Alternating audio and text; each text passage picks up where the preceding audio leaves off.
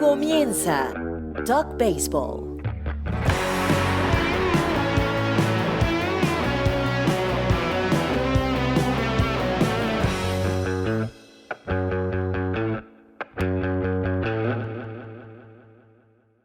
Bienvenidos a otro episodio de Talk Baseball. Muchísimas gracias a todos por la receptividad de los episodios de esta pandemia. Esperemos que se encuentren bien, que estén en casa y que cuando salgan utilicen la máscara. Cuídese, señor. Si todo el mundo usa la máscara, usted también. Y si usted no cree en la máscara, también úsela. Así que, pero si la va a usar, también puede suscribirse a nuestro canal, darle like, compartir si le gusta el contenido, que hoy Efraín Sabarce y Oscar Prieto Rojas les va a llevar otra entrevista. Efraín. Oscar, ¿qué tal? ¿Cómo estás? ¿Y cómo están todos los que nos ven a esta hora? Pues sí, hoy tenemos un entrevistado muy interesante. Se trata de Humberto Oropeza, el presidente de los Cardenales de Lara. Humberto Oropeza, el ejecutivo que más tiempo tiene en la liga, el encargado de transformar a Cardenales de Lara, como él lo va a explicar en nuestra conversación, en un equipo, dicho en sus propias palabras, pequeño, a una organización grande, la organización exitosa y referencial que ya desde hace mucho tiempo es. Hablar con Humberto Oropeza es hablar no solamente de la historia de Cardenales de Lara, sino también de la historia de la Liga Venezolana de Béisbol Profesional. Así que por eso le recomendamos que se queden con nosotros hasta el final de esta entrega de Talk Baseball, porque seguramente la van a disfrutar mucho y, repito, no solamente la afición cardenalera. Bueno, sí, como comentábamos en la presentación, hoy estamos con Humberto Oropeza, presidente de Cardenales de Lara, por mucho tiempo en su directiva. Bienvenido y muchísimas gracias por estar con nosotros aquí en Talk Baseball, Humberto. Gracias, Oscar, ¿no? Un placer, encantado conversar contigo y con Efraín, que son unas personas conocedoras del béisbol y de mi aprecio. Humberto, bienvenido a Talk Baseball. Muchas gracias por estar acá. Y probablemente haya gente que no lo sepa, pero usted es sociólogo graduado de profesión, pero su actividad laboral se la ha dedicado ya desde hace muchos años, desde hace décadas, en pleno al béisbol.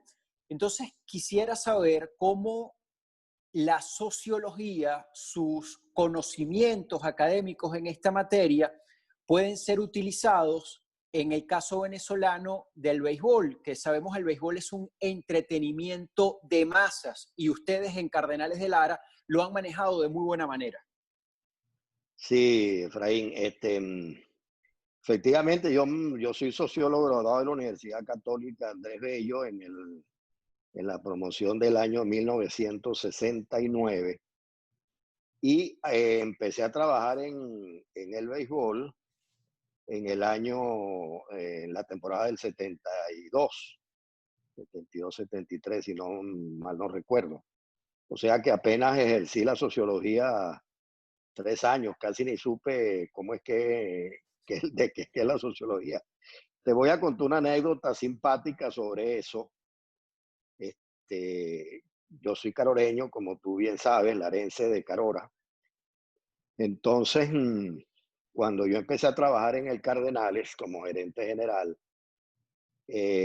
fui a Carora un fin de semana y allá en un bar ahí, en un ambiente que estaba tomándome unas cervezas con unos amigos, me llamó el dueño del bar, que en Carora jocosamente le decíamos el pequeño Pedro.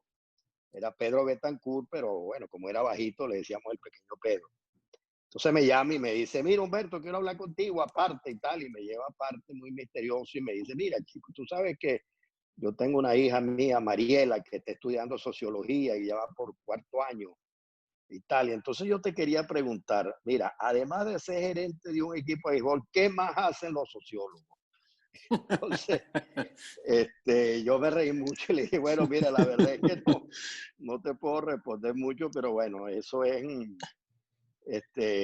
bueno, mira, ¿qué me ha ayudado? Bueno, probablemente tener una visión humanística y de la gente y haberme abierto más que darme conocimientos, la sociología, bueno, lo que te hace a ti la universidad, pues te abre la mente, te da visiones distintas, y bueno, y a mí se me dio la oportunidad de entrar en el béisbol un poco por algo familiar. Nunca pensé que iba a durar tanto tiempo, o bueno, no me puse a razonar eso, pues, sino que me entusiasmó meterme en ese mundo porque era un gran fanático y seguidor y conocedor de Cardenales, que en esa época tenía pocos años de existencia como profesional, en lo profesional, y me entusiasmó y como he dicho en otras entrevistas, un poco irresponsablemente acepté, pensando que era muy fácil, que con conocer peloteros y saber los nombres y dónde jugaban, eso era suficiente. Pero bueno, no estoy arrepentido tampoco. Ay, ha sido una carrera más que fructífera. De hecho, compartimos ahorita en Puerto Rico en la exaltación para el Salón de la Fama del Caribe.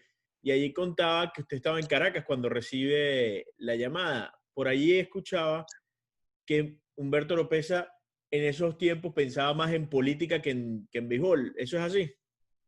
Es verdad, es verdad. Yo en esa época estaba trabajando, yo había participado en la campaña electoral de Rafael Caldera. Yo pertenecía a COPEI, era simpatizante de ese partido y había trabajado entre los jóvenes que trabajamos políticamente en eso. Y bueno, estaba trabajando en cosas relacionadas con el gobierno. Entonces, sí, pensaba más bien que podía tener una carrera política. De hecho, mi suegro Adolfo, que era un gran personaje de mucho humor, cuando después de yo haberme casado con su hija y tal, un día me decía, este sí tiene riñones, es el único que yo conozco que cambió un puesto en Miraflores por venirse atrás de un equipo de béisbol. Entonces, sí, era así, ¿no? El, el, el señor Oscar Prieto Párraga, a quien usted conoce muy bien, yo le he Sí. escuchado decir varias veces que él dice que el béisbol es un vicio, porque una vez que se entra no se puede salir. Y escuchándolo hablar de esta manera, pues uno parece confirmar eso. ¿El béisbol entonces lo atrapó, Humberto?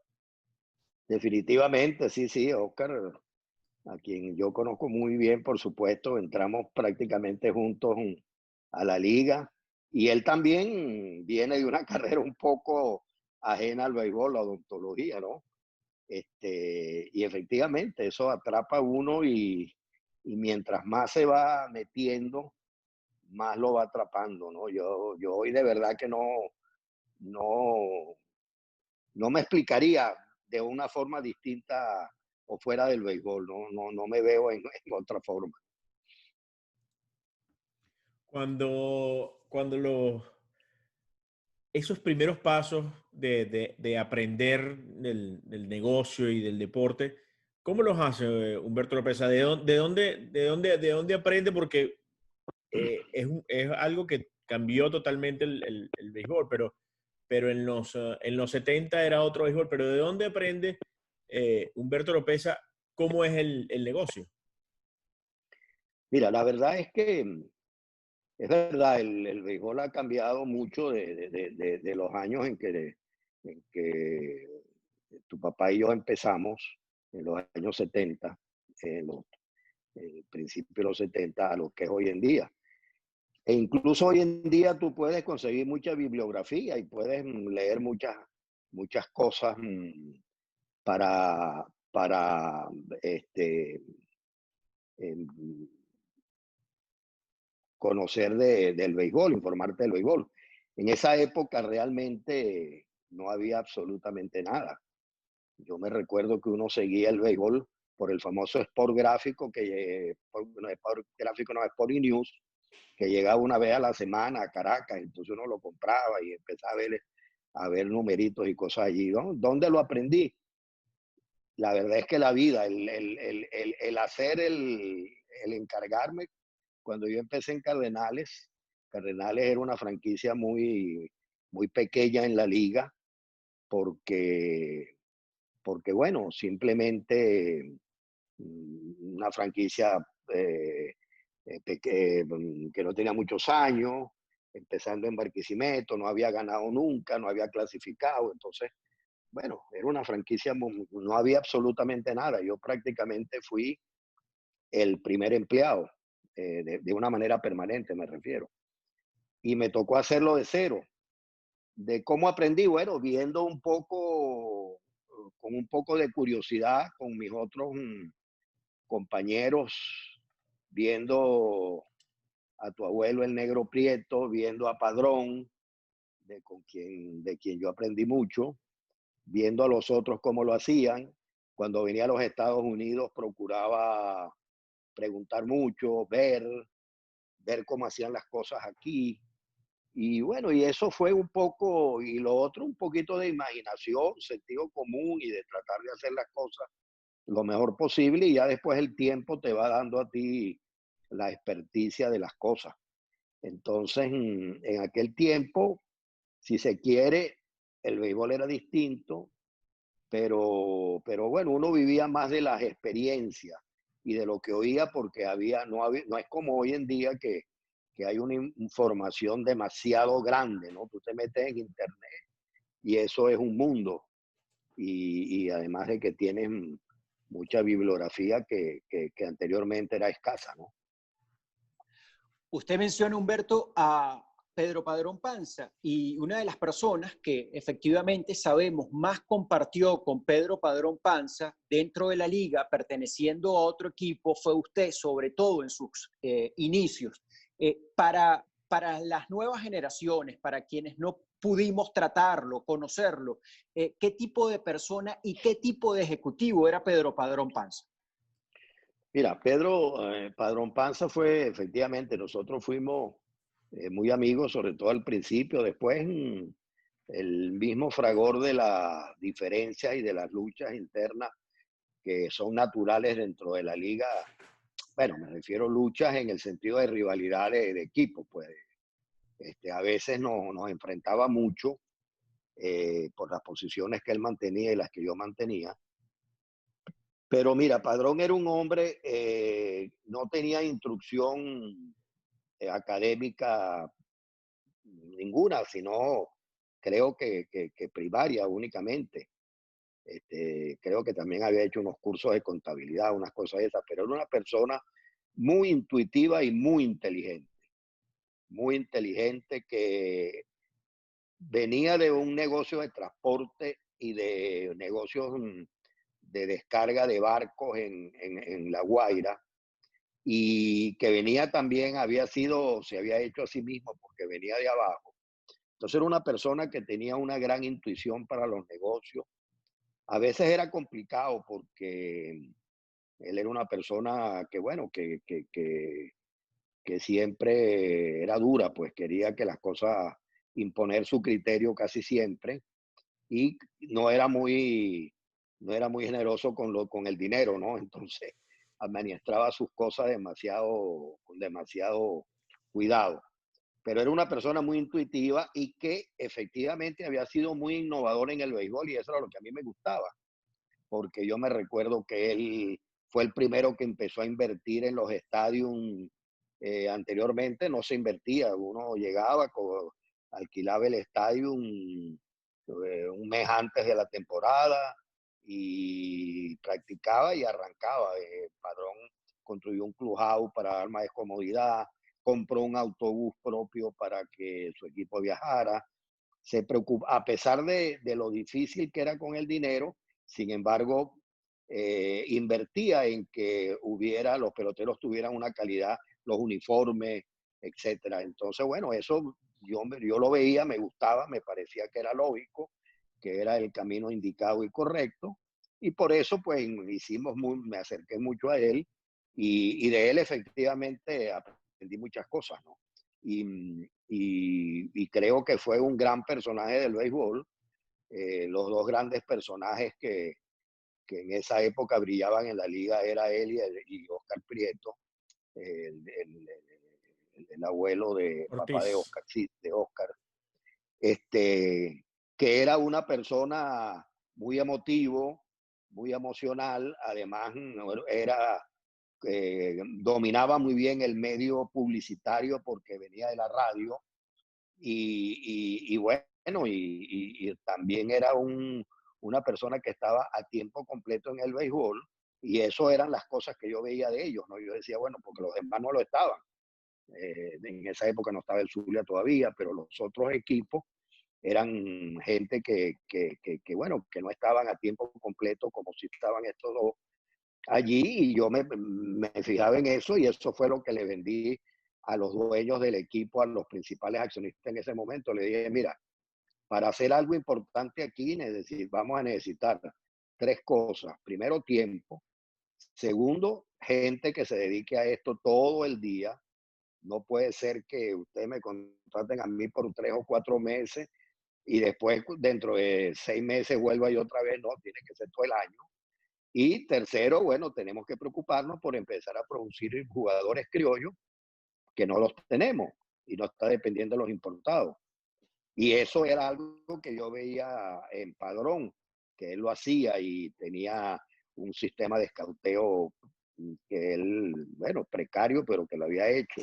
Y yo traté de copiarme todas esas cosas y fue cuando pensé en la idea de hacer una escuela en Barquisimeto, que probablemente haya sido la primera que haya existido en el país, porque no creo que en el año 74 aquí hubiera ninguna escuela. Y hice una escuela y los muchachos dormían ahí en Barquisimeto. Me traje a Epi Guerrero, que lo había dejado libre Houston, eh, y estaba por ahí libre en una pelea que tenía con los Yankees cuando Gilly se fue para los Yankees. Yo me lo traje para Venezuela y junto con Domingo Carrasquel empezamos a reclutar muchachos que, bueno, todos esos William Hereu, etcétera, salieron de ahí, Fred Manrique, y fue la primera escuela que se hizo. Eso era, bueno, yo viendo lo que hacían los demás y lo que hacían estos, ahí empecé a pensar en eso y a tratar de hacerlo realidad. Allí escucho un nombre que ha sido importante para el béisbol y creo que también para la historia de Cardenales, Pat Gillick. ¿Cómo surge la relación Pat Gillick, Humberto Oropesa, que termina dando una relación Toronto-Cardenales de Lara? Sí, efectivamente, mira, mi relación con Pat Gillick, bueno, que todavía perdura, gracias a Dios, porque ambos todavía estamos en el béisbol. Él con los Phillies de Filadelfia como directivo y yo en Cardenales. Y tenemos, de hecho, al principio de esta pandemia hablamos por teléfono y tal, y estuvimos compartiendo. Él está, por supuesto, encerrado allá en las afueras de Detroit, donde vive actualmente. Pero yo conocí a Pat Gillick en Houston, cuando yo empecé a trabajar en Cardenales. Bueno, eso es una de las cosas primera que hice. Dije, bueno, yo tengo que ir a los Estados Unidos, a los Sprint Training, a conocer eso y a tratar de cumplir la primera meta la primera tarea que yo me impuse o me propuse cuando empecé en Cardenales fue contratar a Luis Aparicio. De hecho, lo contraté de manager jugador, que fue la primera firma que yo hice. Entonces, me vine a los Estados Unidos al Sprint Training, bueno, a contratar a Luis Aparicio. Ya yo había hablado con Zulia y habíamos más o menos hablado de un posible cambio. Entonces vine aquí a los Estados Unidos al Sprint Training. Yo me vine con Carlos Suárez, que hablaba muy bien el inglés y había sido el gerente de Cardenales cuando yo llegué. Él era el que estaba ahí en la parte deportiva ayudando, ¿no? Era locutor y trabajaba también en la oficina. Junto con él nos vinimos aquí a los Estados Unidos al Sprint Training. Fuimos a Winter Haven, donde practicaba Boston. Hablé con Luis Aparicio, nos entendimos. Él quería Le había gustado la idea de ir a trabajar con Cardenales. Tú sabes que él empezó con Cardenales y en Carora y había conocido a don Antonio Herrera, etcétera. Y bueno, y él en realidad estaba distanciado con el Zulia, pues, bueno, por cosas de maracucho. Este, estaba distanciado con Zulia, entonces, bueno, le gustó lo que hablamos y la posibilidad de ser jugador manager de Cardenales y tal. Y de ahí yo seguí recorriendo los campos. Llegué a donde estaba Houston en esa época, que estaba ahí cerca de Kissimmee, que tenía ahí un complejo. Y bueno, ahí conocí a Epi Guerrero, que trabajaba con Houston como scout. Nos conocimos y tal, y entonces él me dijo, ¿cómo era Epi? Pues bueno, nos hicimos ahí, nos caímos bien probablemente y tal, y cenamos una noche, y entonces me dijo, te voy a presentar a Pat Gilly, que es mi jefe, el jefe de los scouts, y ahí conocí yo a Pat Gilly. Lo conocí en Houston en ese año, estoy hablando por ahí en el 74, creo, 73, por ahí. Lo conocí ahí. Entonces él me dijo que iba a ir a Venezuela a ver unos jugadores con La Guaira, porque él era muy amigo de Padrón también, y que iba a ir a Caracas a ver unos jugadores. Y yo le dije, oye, ¿por qué no vienes a Barquisimeto? Que yo tengo allá unos jugadores. Nosotros habíamos firmado ese año a Pastor Pérez, que es larense, que había destacado en el béisbol AA de allá de Lara, y lo habíamos firmado. Entonces yo le dije, yo tengo ahí un Stock que firmamos para que lo vea, y tal vez lo firmas para Houston. Y entonces me dijo, bueno, mira, sí, está bien. Yo le dijo a Epi, bueno, mira, vamos, acerquémonos hasta Barquisimeto, porque tenemos que ir a Maracaibo también, y pasamos por allá, y vemos, bueno, pasó en Barquisimeto, duró allá un día, fuimos a cenar y tal, vio a Pastor Pérez, se interesó, pero al final no lo firmó, vio 3 o 4 muchachos más que le presentamos, y entonces, bueno, no sé, ahí empezó una relación, nos caímos bien, yo le dije, mira, yo este año voy a buscar los jugadores en agosto y voy a ir a Houston. Ah, bueno, yo voy a estar por allá, si vas allá, no, yo te atiendo. Y bueno, fui a Houston, ahí lo volvimos a compartir, a conocernos. Bueno, mira, y ahí empezó a surgir una amistad. Cuando yo me traje a Epi Guerrero a trabajar conmigo, entonces, como él era muy cercano a Epi, bueno, nos estrechamos más la relación. Él se fue a los Yankees, y de los Yankees fue el primer fan director de Toronto cuando a la expansión. Entonces, bueno, él me llamó y me dijo, mira, Humberto, nosotros estamos arrancando un equipo. Sé que a lo mejor no luce atractivo hacer un pacto con un acuerdo con un equipo de expansión, pero nosotros vamos a agarrar la filosofía nuestra en la expansión, es agarrar muchos peloteros jóvenes, que fue distinta a la filosofía que usó Seattle, ¿no? Que fue el otro equipo de expansión. Seattle firmó más bien peloteros veteranos, como con la idea de ganar rápidamente. Toronto tuvo la visión, que creo que la llevó Pat Gilly, de vamos a agarrar muchachos jóvenes para tratar de hacer un equipo para el futuro. Entonces me dijo, nosotros vamos a tratar de draftear varios muchachos nuevos y nos interesaría mandarlos para invierno. Entonces, bueno, yo le dije, mira, Pat, si tú estás ahí, nosotros nos entendemos bien, vamos a empezar a trabajar juntos.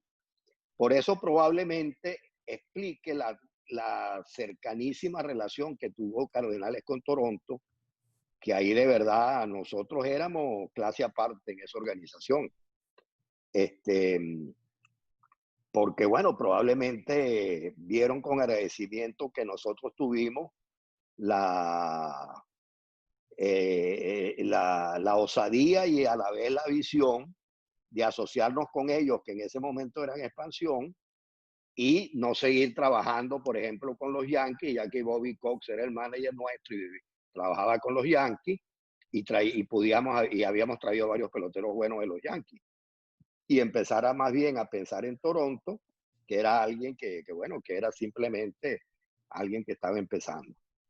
Entonces, bueno, ahí empezó mi relación con Pat, bueno, que cada día se fue consolidando más, y mientras más nos conocíamos y trabajábamos juntos, pues más amigos nos hacíamos hasta hoy en día, que realmente somos, si se quiere, como diríamos allá, casi compadres, pues.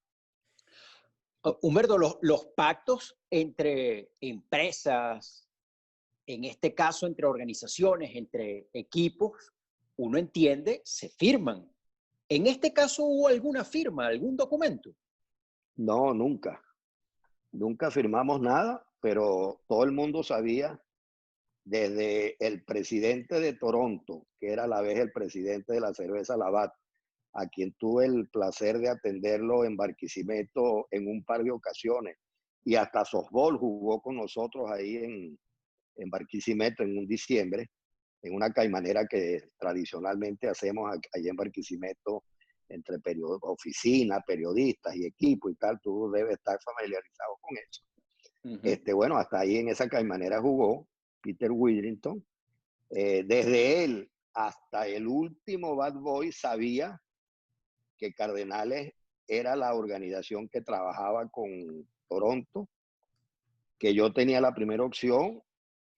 Mira, eso llegó a ser una cosa tan extraordinaria para mí y para todos en la organización. Bueno, primero yo asistía a los meetings del equipo que se hacían a final de año para determinar quiénes, por lo menos Toronto, creo que casi todos lo hacían o lo hacen, no lo sé, pero en esa época Toronto lo hacía. Ellos hacían un meeting organizacional donde traían a todos los coaches, scouts, etcétera. Iban pelotero por pelotero y cada quien decía si el pelotero tenía proyección de AA, AAA, Grandes Ligas, qué le faltaba, en qué debía trabajar, etcétera, ¿no? Y yo iba a esos meetings y participaba y me preguntaban, porque muchos de esos peloteros o eran de Cardenales si eran venezolanos o habían jugado en Venezuela. Pero mira, yo te puedo contar una anécdota. Yo una vez llegué a AA, creo que era Knoxville, que en esa época estaba Toronto ahí, porque, bueno, quería ver a 2 o 3 peloteros de AA que me habían recomendado y llegué allí. Hablé con el manager que en ese momento era, que no me acuerdo quién era en este momento. Y entonces él me preguntó, señor Humberto, bueno, ¿a quiénes viene a ver? ¿Quién le interesa y tal? Y entonces, bueno, yo le dije, fulano, ya ni me acuerdo quién, pero me recuerdo bien del hecho de que uno de los que iba a ver era pitcher. Entonces me dijo, cónchale, tú sabes que él pichó ayer. ¿Cuánto se va usted? Bueno, yo me voy en 3 días. Y bueno, entonces él le toca volver a abrir tal día, a los 4 o 5 días, ¿no? Me dijo, bueno, yo lo voy a poner el tercer día antes que usted se vaya, lo voy a sacar de relevo para que lo vea. Eso no era tan sencillo, que eso no se ve muy... Bueno, así era, a ese tipo de relación llegamos nosotros a tener allí, ¿no? Era algo que todo el mundo en la organización, ahí no tenía que haber nada, sino que eso se sabía, pues. Incluso peloteros de la organización de ligas menores, cuando yo hablaba con ellos, sentían como que si Lara habla con nosotros es porque la organización arriba lo recomendaron, quiere decir que ellos piensan que nosotros podemos ser prospectos, porque si no, no lo recomiendan. Era un poco eso, pues. Claro, eso ya hoy en día, la verdad es que en el béisbol, no de este año, sino ya de hace unos 10 o 12 años para acá, las cosas han cambiado mucho. Pues. Ya ven los fríos números más que otra cosa, el famoso Cybermetric ha cambiado mucho la manera de cómo los general manager y los fan directors ven el juego y ven a los jugadores, etcétera, ¿no? Pero en esa época pues era más de la acción, de verlos jugar, ver el desempeño, ver cómo se desempeñaban en un nivel superior, en un nivel de competencia, etcétera, ¿no? Probablemente el primer gran pelotero que vino de esa asociación con Toronto fue Lloyd Moseby. De hecho, vino justo después de haber debutado ese año en Grandes Ligas. Y ese probablemente fue los últimos años de que veíamos peloteros debutar en Grandes Ligas y venir a Venezuela. Moseby probablemente también era eso, enviar a peloteros a terminar de pulirse, ¿no? ¿Recuerda algún pelotero que antes de enviarlo, yo quiero que ese pelotero vaya a Cardenales porque sé que me va a ayudar? Pero ¿hay alguno en toda su carrera que lo haya marcado así? Sí, el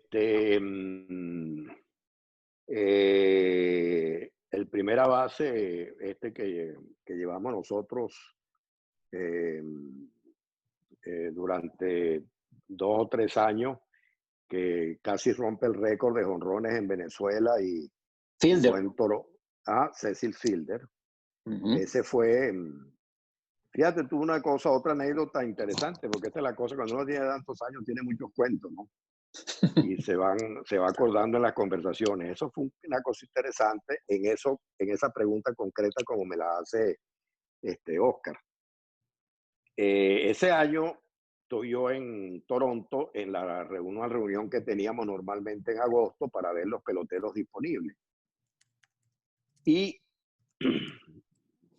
en la lista que hay de peloteros disponibles estaba Fred McGriff, ¿se acuerdan? Que fue primera base, bateador zurdo de Toronto, negro, bueno, que dio mucho que hacer en Grandes Ligas. Y estaba Cecil Fielder también. Griff jugaba en AAA, Syracuse, y Fielder estaba en AA. Pero a mí, Bobby Cox, que trabajaba con Toronto en esa época, creo que era el manager de Grandes Ligas, si no mal no recuerdo, y algunos otros de los amigos esos míos, porque toda esa gente era muy amiga mía, me habían hablado muy bien de Fielder. Entonces viene en la reunión, yo menciono, por supuesto, a McGriff y menciono también a Fielder como interesado, ¿no? Entonces me dice Pat Gilly, bueno, Humberto, pero los dos son primera base, ¿dónde los vas a poner a jugar y tal? Digo, no, bueno, yo voy a poner a McGriff en primera y designado a Cecil Fielder. Me interesan esos dos bates y tal. Él me dice, no, bueno, pero es que no, nosotros queremos que ambos jueguen en el campo. No hay problema. Los dos queremos que jueguen en invierno, pero tienen que jugar en el campo. No vamos a mandar a 2 muchachos jóvenes para que sean bateadores designados y tal. Bueno, la verdad que tenemos esa discusión. Y es Epi Guerrero, que era coa de tercera base o primera base del Licey. Entonces, dice Epi, bueno, el que tú dejes por fuera yo me lo llevo al Licey. Tú vas a escoger tú uno y yo me llevo al otro. Cónchale, entonces, bueno, déjame ver y tal. Imagínate eso, Fred McGriff, que era considerado el mejor bateador, el gran prospecto, no sé qué. Total que yo me dejé eso que está y escogí a Fielder. Fred McGriff fue para Santo Domingo, jugó media temporada y se vino, no terminó. Y Fielder jugó 3 años con nosotros y llegó a ser, bueno, lo que fue un gran pelotero. Esa es una anécdota, pues, en base a eso que me estaba hablando. Y en base y hay otra, por otro lado, viene otra. Estamos nosotros jugando el equipo uno de esos años, en los años, probablemente había sido los finales de los 90, por ahí. Yo no soy muy bueno para la fecha. Entonces, bueno, el equipo iba bien encaminado y tal, íbamos ahí de los primeros, y me llama Pat Gilly.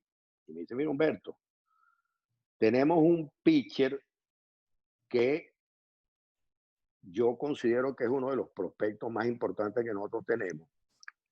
Yo sé que a ustedes allá no les gusta mucho llevar muchachos de clase A. Este es de clase A.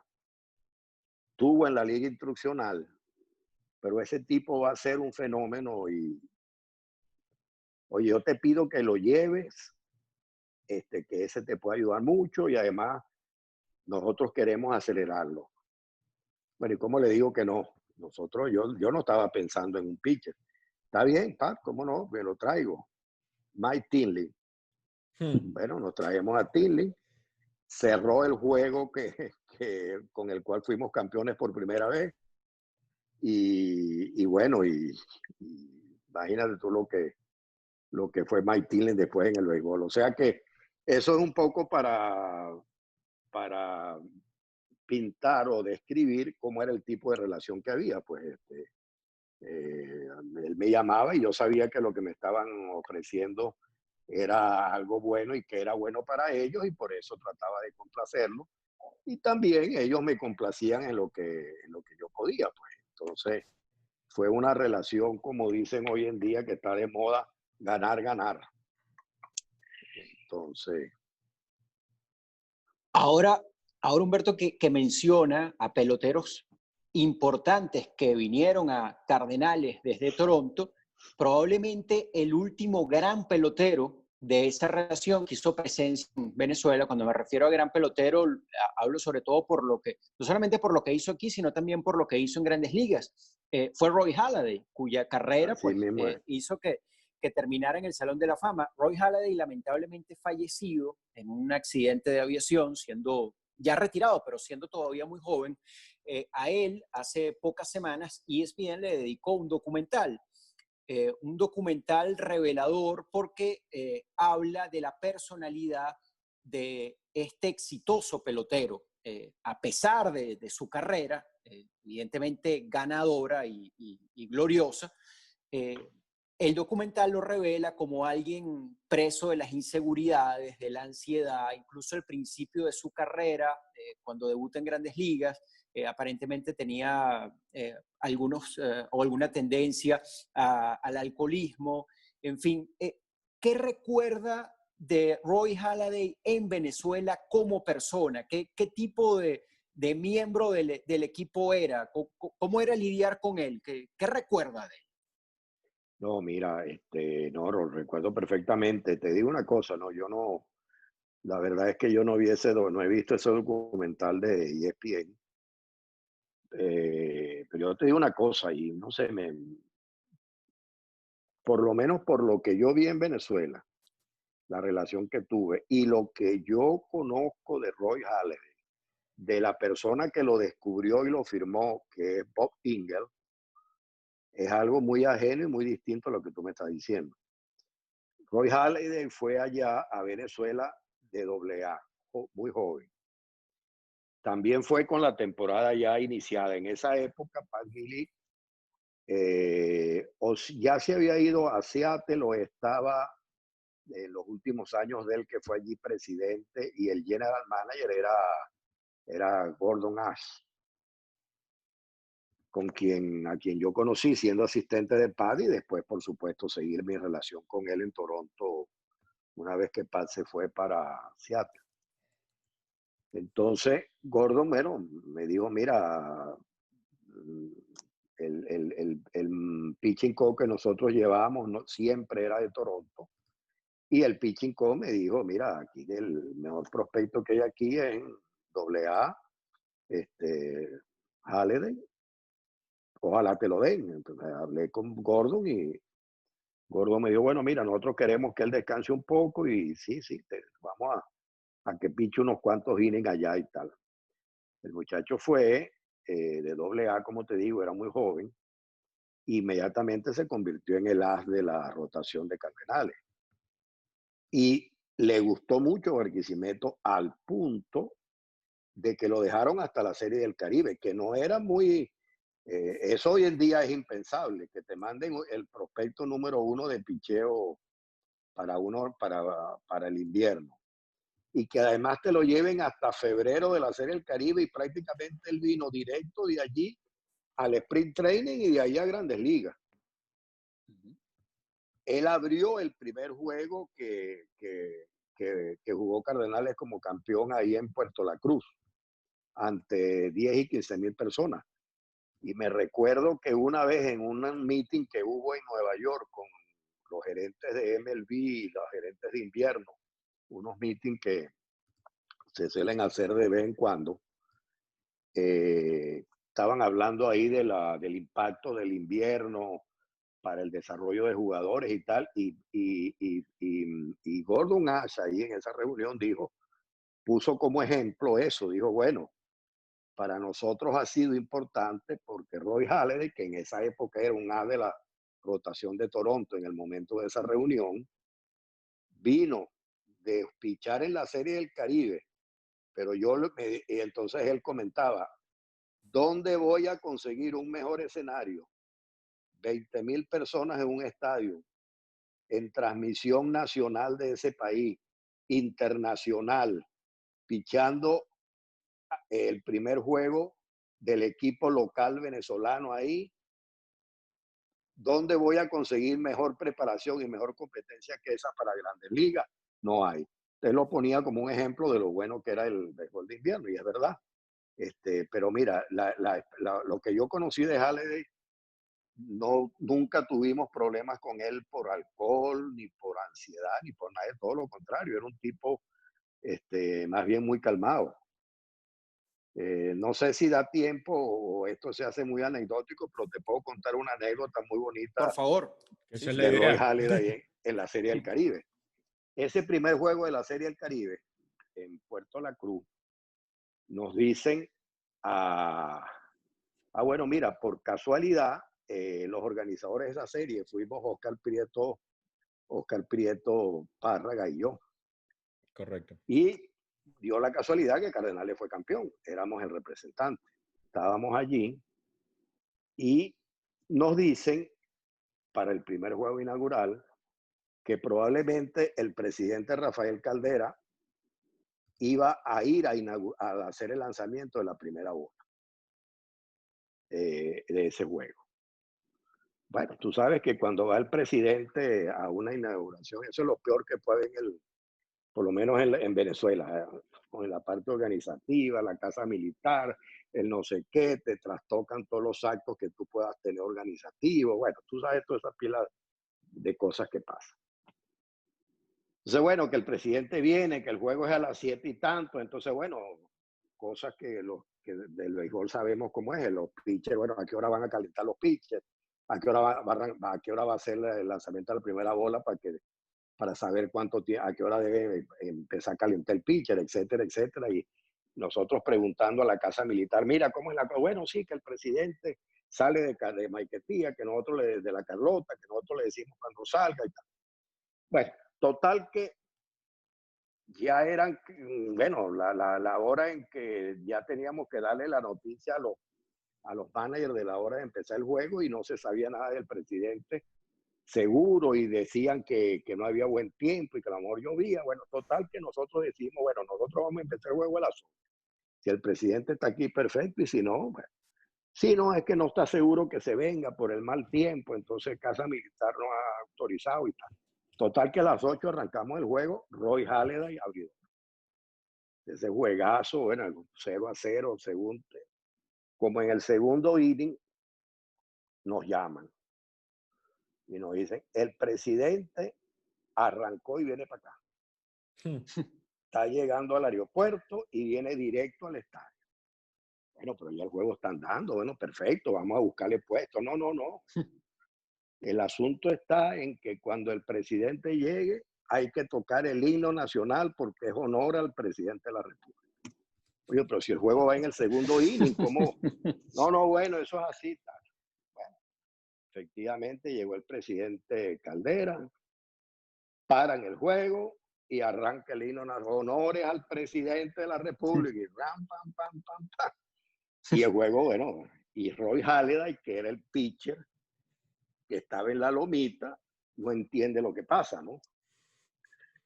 Pero el hombre miraba para todos lados y tal, pero no entiende nadie. Entonces, bueno, me acuerdo yo mucho que fui yo con el manager, que era Omar Malavé, fuimos a explicarle, mira, aquí viene el presidente y aquí hay un protocolo. Tal, bueno, es que no entienden por qué pararon el juego y el himno nacional si ya lo tocaron y tal. Entonces, bueno, eso es una anécdota pues bonita de Halladay que nos pasó con él. Usted acaba de decir que Halladay estuvo más tiempo en Venezuela de lo previsto, entre otras cosas, porque bueno, le agradó la ciudad. Y esto, entiendo, ha pasado con otros importados, pero yo recuerdo especialmente el caso de Adam Jones. Adam Jones, que ese sí probablemente haya sido el último Gran jugador. pelotero, sí, que brilló en grandes ligas, que vino a Venezuela con Cardenales. Él vino por la relación que luego tuvo Lara con Seattle. Así es. Entiendo que Adam Jones al principio no quería venir a Venezuela, Sí. estaba renuente, pero una vez que Sí, es llegó verdad. entonces no se quería ir. Exactamente, es verdad. Él no estaba muy convencido. De hecho, bueno, a mí me dieron el permiso. Yo andaba con Carlos Miguel, que ya en esa época me acompañaba en esos viajes y tal.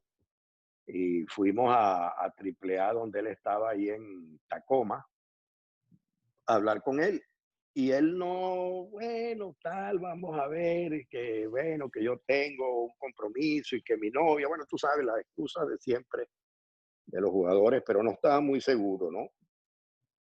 Pero bueno, entiendo que la oficina lo presionó un poco, pues, y le dijo, no, mira, nosotros, si tú vas eso va a ser importante para que tú juegues el año que viene aquí en Grandes Ligas y tal.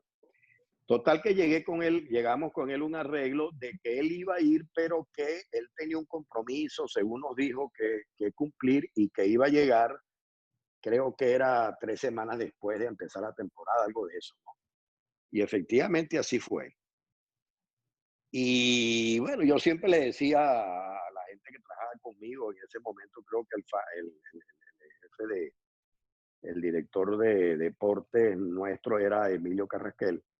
Yo le decía, bueno, nosotros con este muchacho no va a durar mucho aquí, porque bueno, ya viene, tú sabes y tal. Y bueno, y resulta que el tipo le encantó Barquisimeto y me dijo, un día me dijo Emilio, no, mira, hablé con el hombre dice que él no se va, que está entusiasmado aquí. Y efectivamente, al final lo involucraron estábamos jugando una final y él lo involucraron en un cambio para Baltimore, que fue un cambio múltiple y él era la pieza principal de Baltimore que cogió de Seattle. Fue un cambio de 4, 5, 6 peloteros ahí involucrados. Y lo mandaron a parar y él no pudo jugar los 3 o 4 últimos juegos porque Seattle lo paró por esa cuestión del cambio y tal. Pero sí, así ocurrió como tú dices. Cuando, cuando empezamos a ver lo que es la liga ahora y lo que era en los años 70, 80, y lo que hemos hablado con Oscar Prieto Párraga, una de las cosas que se habla sobre los cambios que se hacían antes, que muchos eran cambios disciplinarios, a los cambios y los cambios que poco a poco fueron evolucionando por cosas que uno necesitaba. ¿Recuerda, Humberto, algún cambio que lo marcó? Bueno, mira, yo te diría que sí, el cambio más importante que en lo personal, y eso que dices tú es verdad, anteriormente, sí, lo que pasa es que hay que, la Liga Venezolana es una liga pequeña, pero vamos a decir, éramos 6 equipos durante muchos años, ahora con la expansión, pues 8, pero bueno, al fin y al cabo no es que es un mercado muy grande como es Grandes Ligas, que 30 equipos, cientos de peloteros, etcétera. Claro, ahorita en Venezuela el asunto está en que los equipos hoy en día tienen bajo contrato muchos muchachos. Entonces, hay muchos cambios donde ya tú puedes meter gente joven para compensar, etcétera, ¿no? Pero en aquella época era más complicada. Bueno, yo diría que el cambio más que nos salió mejor, porque los cambios son así, unas veces salen bien, otras veces salen mal, y a veces hay que entender que yo puedo tener una necesidad y otro equipo no, y fue el cambio de Miguel Cairo, que cuando nosotros hicimos con Caracas, que traímos a Miguel Cairo para Cardenales, nosotros estábamos muy necesitados de un infield y la verdad es que haber traído a Miguel cambió totalmente el rostro del equipo y de hecho, bueno, eso nos llevó al campeonato. Miguel después se estableció tanto en Grandes Ligas como Cardenales muchos años. Además, Cardenales tuvo la suerte de que Cairo nunca llegó a ser una estrella en Grandes Ligas. Entonces era un pelotero que podía jugar en Venezuela porque, bueno, no era un pelotero regular de Grandes Ligas, pero sí era un pelotero demasiado útil en Venezuela. Yo diría que ese cambio, bueno, que fue un cambio prácticamente personal, porque normalmente los cambios intervienen mucha gente, ¿no? En este cambio en concreto, fue un cambio bastante personal de mi actuación y bastante rápido, bastante rápido. Eso fue un par de llamadas, un par de conversaciones y se concretó el cambio. Humberto, ¿hay alguna decisión, no necesariamente tiene que ser con respecto a cambios, que haya tomado de la cual hoy se arrepienta? Mira, Efraín, hay muchísimas, más de la cuenta, diría yo, más de la cuenta. Tampoco es que me llevo una lista de ellas, no llevo ni de los que creo que acerté ni de las que no acerté, ¿no? Porque no creo que eso sea conveniente, ni para eso está uno en esto.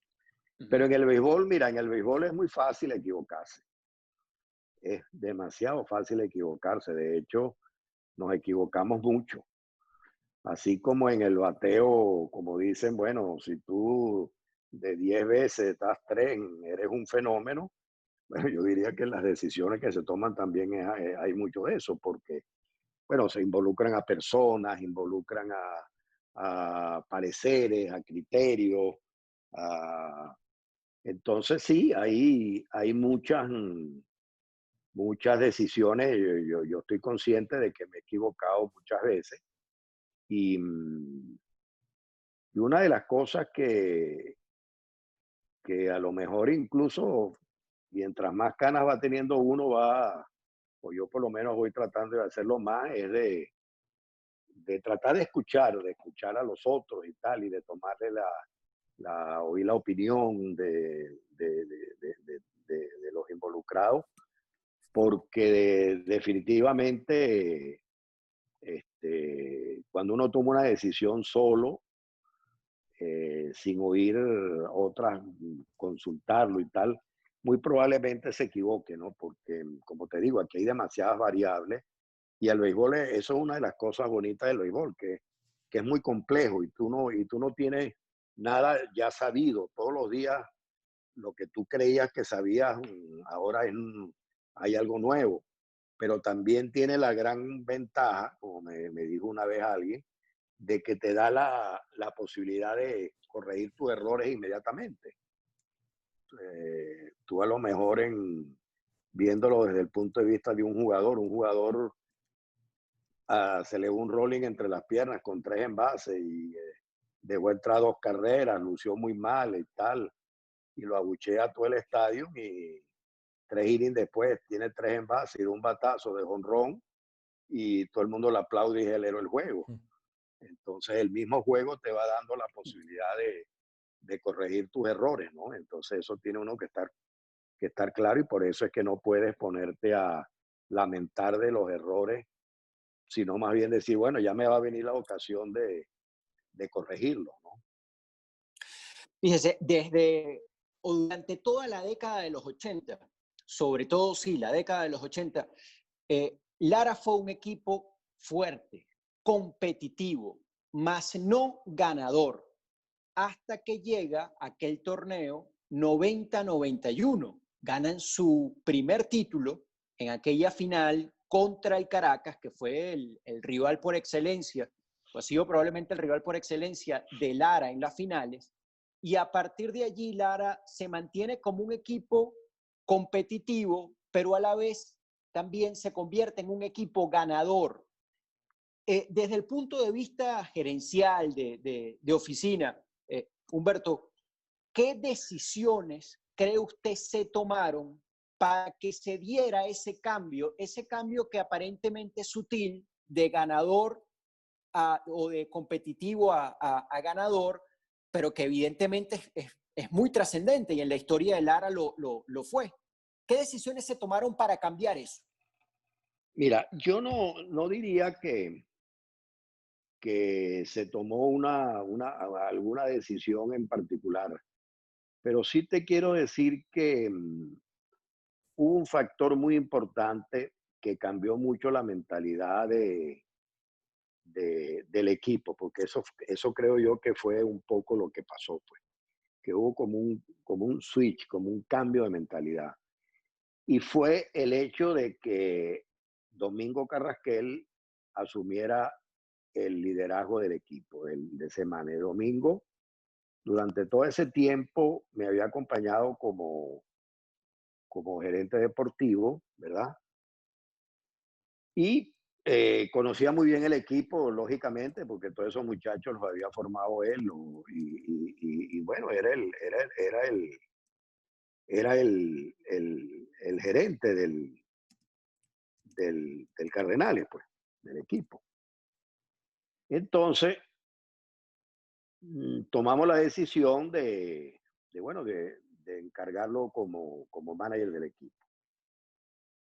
Entonces, él, de verdad que él le inculcó, les metió a esos jugadores criollos importantes nuestros en ese momento, Luis Ojo, etcétera, Infante, Escobar, que están el núcleo de nuestros jugadores, esa hambre de ser campeón y de que no nos podíamos conformar con haber llegado a la final, haber luchado con el rival número uno y el equipo número uno del país, que era el Caracas, en ese momento, que tenía los mejores jugadores, etcétera, y era la franquicia a vencer, sino que había que ir más lejos. Y ese espíritu se los metió en el corazón Domingo a los muchachos. Y yo creo que eso fue la gran diferencia. El que tomáramos la decisión de entregarle las riendas a Domingo y esa gran labor que hizo Domingo de cambiarle esa mentalidad a la base criolla, que en definitiva es importante, porque si un equipo, bueno, en líneas generales, pues puede haber excepciones, pero si un equipo en invierno no tiene una solidez de jugadores criollos y que los jugadores criollos sean un poco los líderes, es muy difícil que ese equipo con los importados, sobre todo, bueno, por la rotación que hay y la rapidez con que el importado pasa por los equipos, pues llegue a conseguir un título. Entonces, eso fue lo que hizo que Lara en ese momento tuviera esa generación ganadora, pues el cambio de mentalidad con Domingo a mi juicio, y que bueno, una vez que ganaron, bueno, dijeron, bueno, sí podemos, sí tenemos la capacidad de ser campeones, nos gustó y vamos para adelante. Pues. Dentro de los jugadores criollos, ¿quién cree, Humberto, fue el encargado de transmitir, de mantener ese mensaje, esa actitud de Domingo Carrasquel dentro del Clubhouse? ¿En quién vio Humberto Oropesa el principal apoyo de Domingo Carrasquel entre los peloteros para mantener ese mensaje, ese ambiente, esa actitud? No, mire, indudablemente que Luis Ojo fue uno de esos grandes peloteros. Giovanni Carrara también fue otro de esos guerreros y de esos que tenían esa mentalidad de no ceder absolutamente nada. Y Robert Pérez, aunque Robert no es un líder, es un líder por su disciplina, por su constancia en el trabajo, incansable, aunque no es un líder muy vocal, ¿no? Él no es una persona que hable mucho, como sí lo son Carrara y Sojo. Yo diría que ellos tres fueron el gran núcleo importante alrededor del cual se cuajó toda esa generación de peloteros ganadores del equipo. Cuando hablamos de Lara, ahí surgen nombres en cuanto a los nativos importantes como los que ya nombras, pero probablemente el pelotero más importante es Robert Pérez.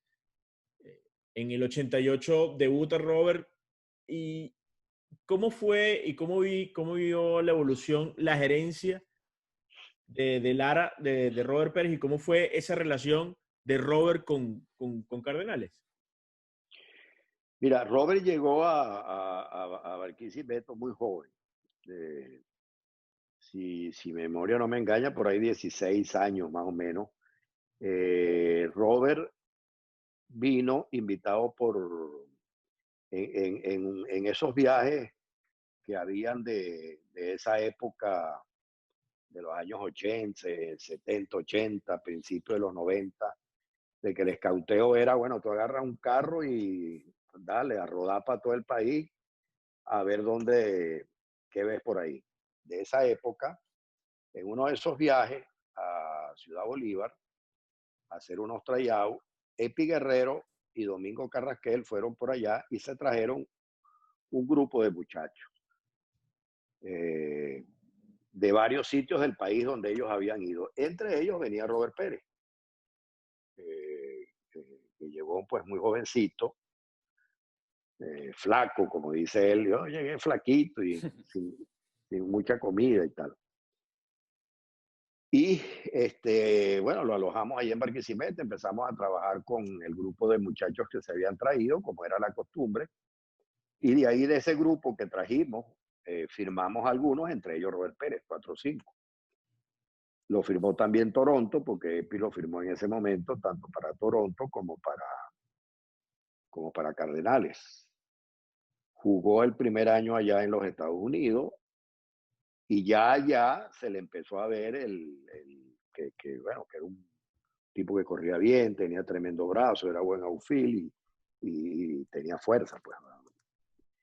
Entonces, bueno, llegó a Venezuela, pues ya después de venir de los Estados Unidos y tal, y empezó en el equipo, al año siguiente, empezó en el equipo como suplente, pues como esos muchachos que hacen el equipo cuarto, quinto outfield.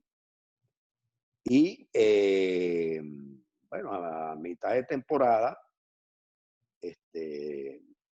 me recuerdo bien que Domingo Carrasquel me dijo, mira Humberto, yo voy a hablar con el manager, chico, ese muchacho, a Robert.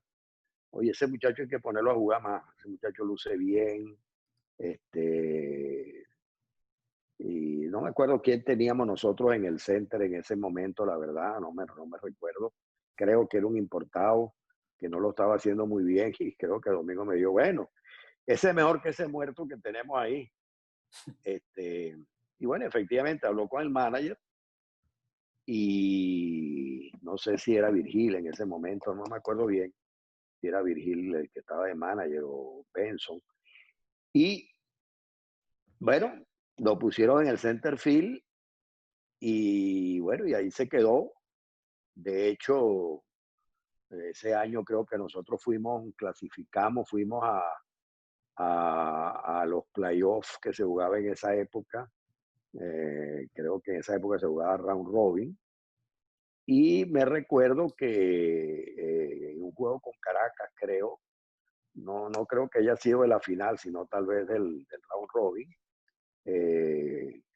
Robert Pérez le dio un jonrón en laberíntico a uno de los pitchers esos grandes que tenía el Caracas, no sé si era Nillinger o algo así, en uno de esos primeros turnos. Entonces, ya Robert Pérez desde entonces, desde esa vez que por iniciativa de Domingo lo pusimos a jugar, a mitad de esa temporada que menciono, prácticamente desde ahí se adueñó del center field y bueno, y empezó a ser uno de nuestros peloteros regulares y a medida que avanzaba las campañas, pues uno de los peloteros más importantes, emblemáticos y líderes del equipo.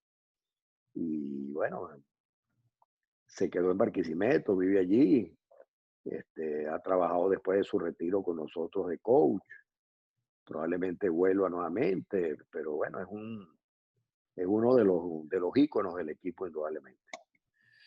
Es muy interesante eso que nos apunta al final, porque yo quisiera que me confirmara esto, Humberto. Entiendo que hubo un impasse en la última oportunidad que estuvo Robert como coach de bateo durante la temporada y por eso él sale del equipo. Pero quisiera saber si eso es verdad y bueno, si él va a regresar, pues entiendo sería muy bueno para ambas partes, ¿no? Por razones obvias. Bueno, sí, efectivamente, él salió de allí por, vamos a decir, un malentendido de esos que ocurren en los clubhouse, pues. Bueno, había una instrucción allí que había dado la gerencia deportiva y el manager sobre cosas de las horas en que podían hacerse ciertas cosas. Él no entendió en ese momento, se confundió, trabajó con su hijo en el momento, con uno de sus hijos en el momento que debía hacerse otra cosa. Y hubo allí alguna discusión, algún malentendido entre ellos. Y bueno, y él decidió, pensó que no había sido el trato adecuado, correcto en ese momento, y decidió que, bueno, que él no seguía trabajando, pues.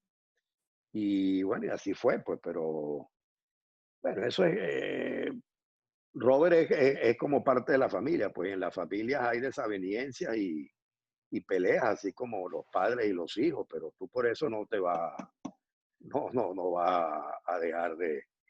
Y bueno, vamos a ver, estamos todavía, si en caso de que exista temporada y eso, es muy probable que él vuelva nuevamente con el equipo. Es una de las cosas que se está considerando. Él después entendió que lo que había pasado había sido una tontería y se había ido demasiado lejos y él mismo dijo, bueno, mira, la verdad es que ese es un impasse olvidado por mi parte y por parte nuestra también. Y eh, el de que trabaje o no trabaje todavía no se sabe, pero no hay ningún impedimento para que lo haga en todo caso, ni ese impasse que pasó ha supuesto una barrera entre nosotros. De hecho, él sigue yendo al estadio, trabaja allí, practica a veces y nos acompañó en toda esta final, muy publicitado entre el Sí. público, cada vez lo presentaron muchas veces. Ustedes mismos creo que lo vieron muchas veces allí. Lo entrevistamos incluso, ¿sí? Así es. Sí. Es bueno, muy bueno escuchar eso, que existe esa posibilidad de que él regrese. Y bueno, ya hablando de la temporada pasada y esta próxima, si se puede dar, y ojalá sea así, a Lara se le ha presentado una situación muy extraña, producto de factores ajenos al béisbol, algunos sí y otros no. Eh, para la próxima temporada han nombrado un manager distinto al anterior, que a su vez fue campeón. Y regresa el manager que fue campeón hace 2 campañas. Evidentemente, es una situación extraña, pero uno entiende a qué obedece. El manager de la temporada anterior iba a ser José Moreno, pero ya sabemos las circunstancias en las cuales comenzó la campaña anterior y por eso José Moreno no pudo venir. Termina siendo Lara campeón nuevamente, pero con un manager distinto. ¿Cómo manejaron eso, sobre todo con respecto a Luis Hugueto? Mira, eso quizás se encadena un poquito con la pregunta que me habías hecho anteriormente sobre las decisiones, las buenas, las malas y lo difícil. Esa fue una decisión muy difícil de tomar. Pero mira, la verdad es que una de las cosas que nosotros en la organización hemos tratado de tener siempre presente y de hacer las cosas así, es de ser muy transparente y muy claro con la gente, hablarle de una vez, mira, nosotros pensamos que esto es así, que debe ser así, asado y tal, para que no haya malos entendidos. Cuando nosotros hablamos con Hugueto, o, bueno, cuando nosotros no, porque yo realmente hoy en día quien maneja ese tipo de cosas es Carlos Miguel y el Chato Yepes, que es el gerente deportivo, y Carlos Miguel, pues, es el gerente general y el que maneja toda la parte deportiva. Cuando ellos hablaron con Hugueto, según bueno, me informaron, bueno, es una de las cosas que le dijeron, mira, este, nosotros teníamos bajo contrato a, a,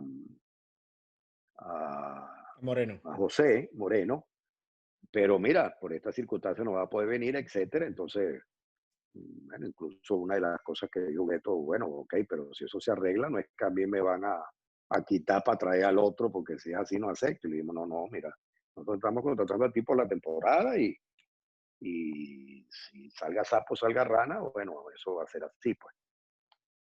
Pero él sabía, pues, que en cierta manera el mensaje era, bueno, mira, el año que viene, cuando se arregle esto, pues, nosotros tenemos un contrato con Moreno, como efectivamente era. Se dio la circunstancia satisfactoria para nosotros y para el mismo Gueto de que fue campeón y hizo un excelente trabajo para ser primer año como manager, porque Gueto no tiene ningún tipo de experiencia como manager anteriormente. Entonces, bueno, pero llegó la circunstancia de que una vez resuelto el problema con MLB, etcétera, vuelve nuevamente la circunstancia de que, bueno, ya estaba disponible Moreno y después de discusiones internas y de ver pros y contras, decidimos irnos por Moreno, que al fin y al cabo ya había estado contratado y que Moreno sobre todo es algo que hay que entender y yo sé que ustedes lo entienden. Moreno es alguien que nosotros formamos para eso. Moreno se retiró de jugador, empezó a trabajar con Seattle por recomendación nuestra, Bob Ingel, en la liga de verano, con el equipo que tenía Cardenales en esa liga de verano. Ingel, Seattle lo firmó para su organización, fue coan de tercera, de banca nuestro, o sea, es alguien que nosotros preparamos para eso. Y se está dando el fruto con él, porque fue finalista cuando estuvo con las veces que ha estado con el equipo, fue campeón. Entonces, bueno, realmente pensamos que era la decisión correcta. Con esto no estamos demeritando en absoluto el trabajo de Hugueto ni nada. De hecho, a él se le ofreció la posibilidad de que pudiera permanecer en el rol que él quisiera dentro del equipo. Pero bueno, esa fue una de las decisiones difíciles, pero en definitiva, unánimemente de entre las personas que tomamos ese tipo de decisiones en la organización, consideramos que, bueno, que lo acertado era seguir con el plan que teníamos originalmente con Moreno y eso es lo que hicimos. Cuando conversamos un poco ya para esta fecha, que es 14 de julio, la Liga Dominicana ya ha dado una fecha de inicio, la Liga Mexicana también, y Venezuela aún en la incertidumbre sigue en el mundo, pero ¿cómo ve Humberto López cuando hoy también escuchamos declaraciones del presidente Palmisano que había mucha duda sobre lo que podría ser si existe una temporada en Venezuela? ¿Cómo lo ves, Humberto? Mira, Oscar, la verdad es que la situación es muy confusa. Yo te quiero decir con toda responsabilidad que los 8 representantes de los equipos, los 8 dueños de equipo, como lo quieras llamar, queremos jugar y la liga quiere jugar. De hecho, te diría que ya nosotros nos pusimos de acuerdo de que pensaríamos en noviembre para jugar un número de partidos similares a la temporada anterior, que empezaríamos a principios de noviembre. Hay gente en la liga, en los equipos, como es tradicional, que ha estado trabajando en un calendario de la temporada, etcétera. O sea que por nuestra parte hay el interés y el deseo de jugar. El problema está en que hay de verdad muchas incertidumbres. Y esas incertidumbres, bueno, la mayoría de ellas no tenemos nosotros la respuesta. Primero está el problema mundial de la pandemia, que en Venezuela pareciera que cada día es lo que aparenta desde afuera y lo que uno ve, de que el pico en Venezuela no ha llegado Ujú. y de que es probable de que llegue a ese pico más adelante. Entonces, va a estar abierto el país a vuelos, frontera internacional para noviembre o para el tiempo en que nosotros queremos jugar. Eso es una interrogante que tenemos. Necesitamos tener el apoyo del gobierno nacional, como siempre, para poder jugar. Primero, porque es necesario tratar de resolver una situación que tienen Magallanes y Aragua. Que para poder resolver esa situación estatutaria es necesario la ayuda del gobierno. Eso no se ha resuelto y pasan los días y no se resuelve. Porque si eso no se resuelve, entonces, bueno, tenemos el problema de que se nos va a poner complicado y complejo de cómo organizar el campeonato, ¿no? Porque unos podrían, a lo mejor ellos no pueden tener entonces jugadores pertenecientes a MLB y no sé si los estadios de ellos van a estar habilitados o no. Entonces, bueno, eso crea una complejidad en la organización del torneo. Y así, pues hay muchas variables por resolver. Varias de ellas no dependen de nosotros, entonces, bueno, lo que te puedo decir es, la liga quiere jugar. Tenemos el plan de jugar a partir de la primera semana de noviembre. Hemos pensado en todas las soluciones a la problemática. Incluso MLB ya mandó a todas las ligas del Caribe, a la Confederación y la Liga del Caribe, un protocolo de cómo se debe jugar para evitar esto del COVID-19 en cuanto a limpieza, separación social, etcétera. Algo bastante semejante a lo que están haciendo aquí. Pidieron que las ligas lo firmaran, nosotros lo aprobamos, etcétera. O sea que nosotros sí estamos preparándonos para hacerlo, pero hay muchas cosas por resolver que lamentablemente pasa el tiempo, no se resuelven y mientras no se resuelvan, hacen más difícil o más complicado el campeonato. Eso lamentablemente es la verdad, pero es lo que te puedo decir en este momento.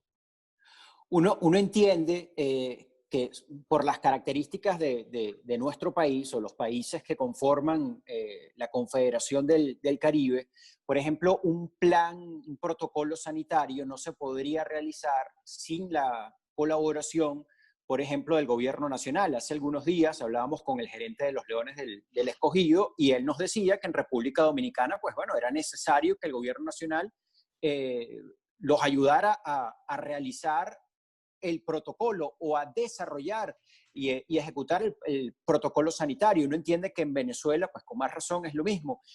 ¿Sabe si ya ha habido algún tipo de conversaciones en cuanto a ese aspecto que también es clave? Mira, yo sé que hubo una reunión de la liga, el presidente de la liga, que ha estado trabajando muy activamente en eso con el ministro del deporte y allí se habló sobre la necesidad que había de ayuda para todo ese protocolo y hubo una receptividad de parte del ministro. Pero después de ahí es el problema que tenemos y lo lamentable es que no ha vuelto a haber más contacto. Se ha pedido muchas reuniones, mucha cuestión para tratar de concretar y decir incluso, mira, el protocolo pudiera ser este. Como tú dices, es necesario contar con la ayuda del gobierno para poderlo hacer, porque incluso hay una serie de pruebas que ellos quieren que se haga de una manera regular, etcétera. Entonces, bueno, pero estamos a la espera de que a la liga de una nueva reunión con las autoridades competentes necesarias para poder resolver esto y, bueno, lamentablemente no se ha dado esa reunión todavía.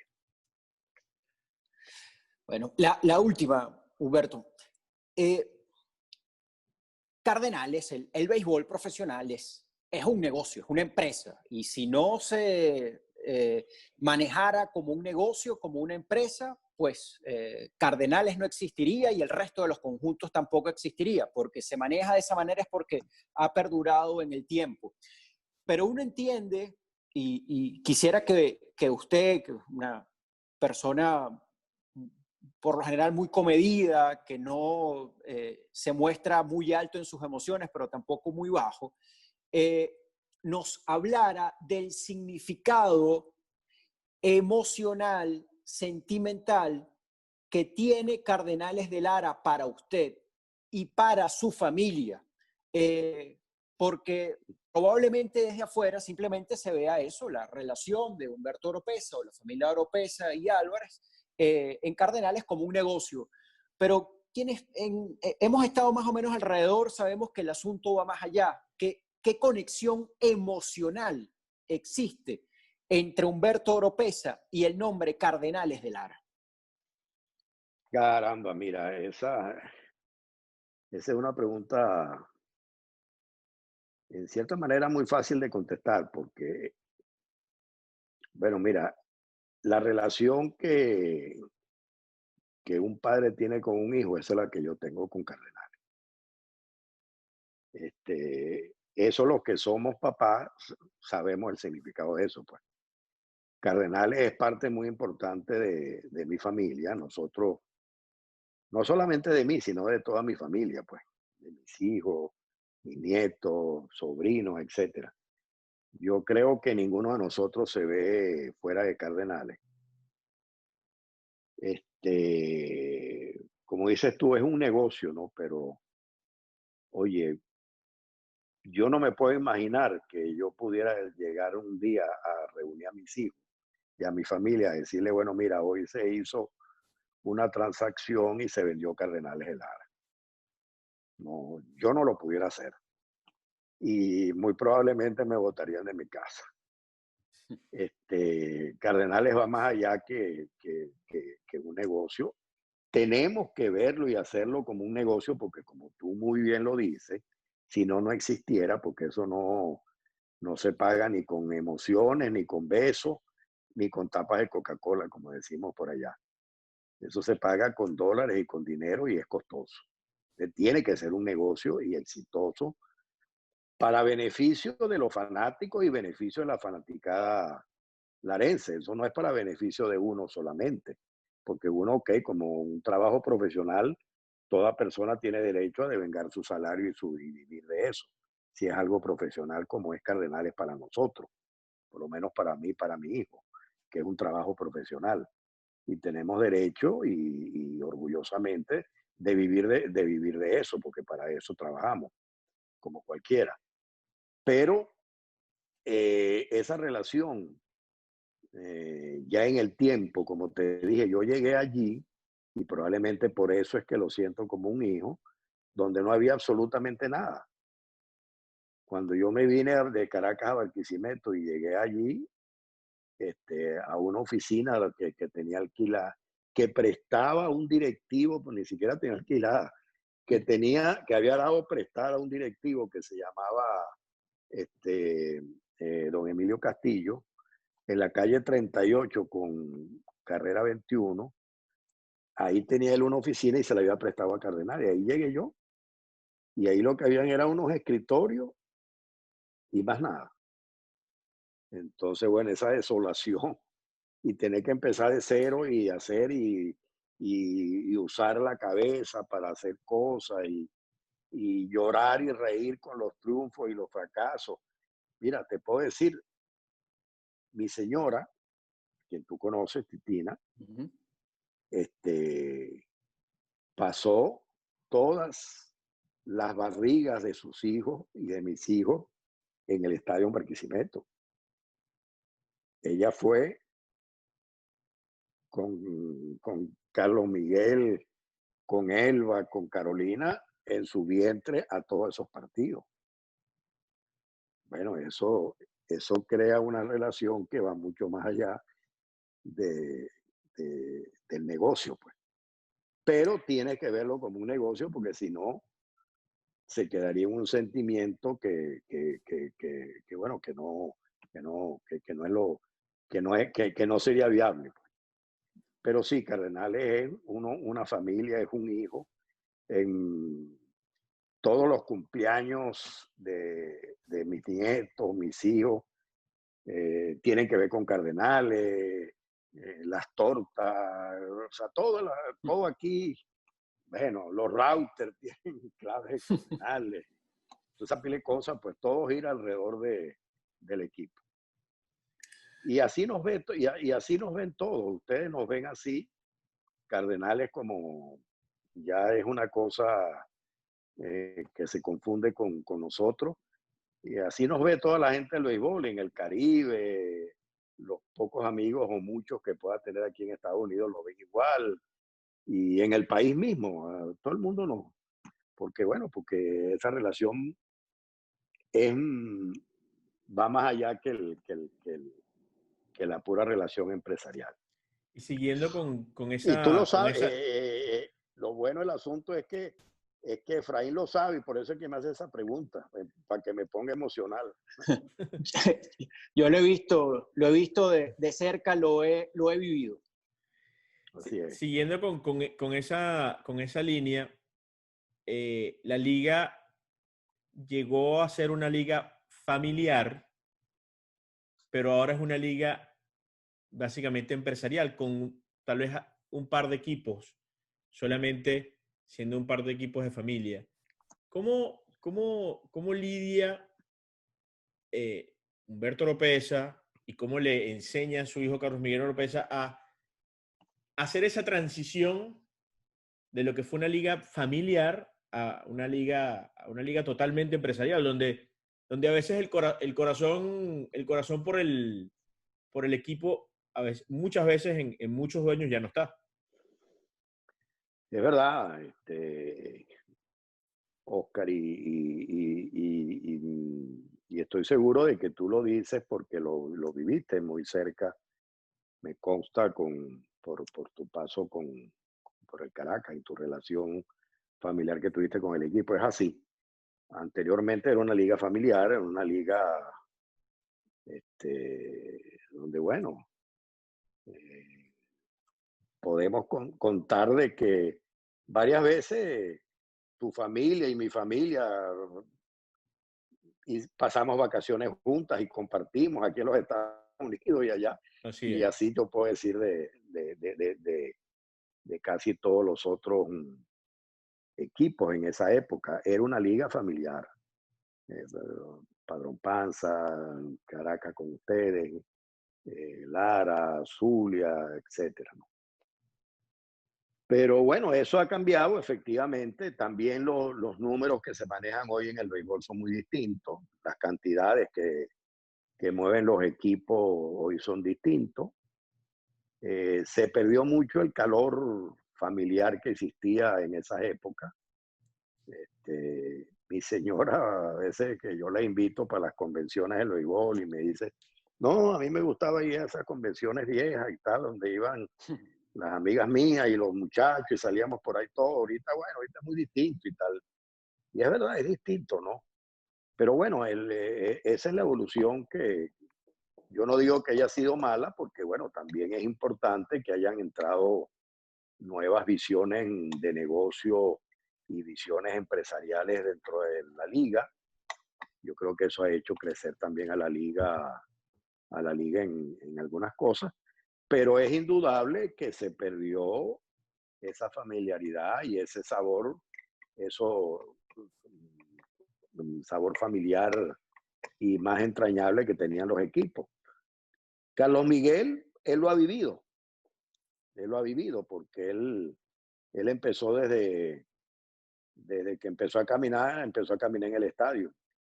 Entonces él ha podido vivir esa transición y creo que él mismo la ha ido asimilando y se ha ido dando cuenta de eso sin necesidad de que yo le dé muchas explicaciones. Él ahora sabe cómo es la cosa y yo creo que él se ha convertido en un excelente ejecutivo del béisbol, producto también bueno, de estar involucrado desde niño en esa actividad y de lo mucho que le gusta y por supuesto al ser joven como ustedes, pues que empieza a manejar también y manejan mucho mejor que nosotros. Todas esas técnicas que la ciencia moderna y la tecnología pone a la mano, pues los hace que tengan también visiones un poco distintas a nosotros y más progresistas, lo cual es muy bueno para que el negocio y el béisbol progrese y avance. Humberto, muchísimas gracias por su tiempo. La verdad es que la hemos pasado muy bien. Estamos muy agradecidos porque haya aceptado nuestra invitación. Ha sido realmente un gusto para nosotros escucharlo durante este tiempo. No, igual para mí, mira todo lo que me emocioné y lo mucho agradado que hablé tanto. Aunque bueno, yo tengo fama de hablar mucho cuando se refiere al béisbol, pero la verdad es que me complació mucho interactuar con ustedes. Muchas gracias más bien a ustedes por la oportunidad.